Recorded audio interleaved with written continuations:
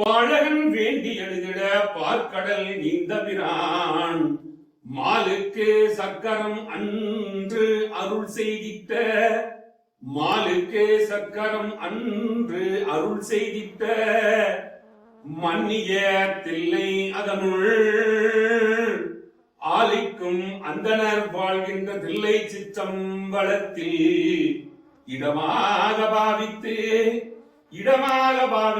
நட்டம் பயில வல்லானுக்கே பல்லாண்டு கூறுதுமே.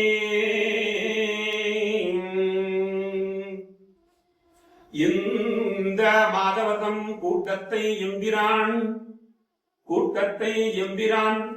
அந்தம் இழ்புகள் ஆளால சுந்தர திருதொண்ட தொகை தமிழ் வந்து பாடியவா வண்ணம் உரை செய்வான். திருச்சிற்றம்பலம்.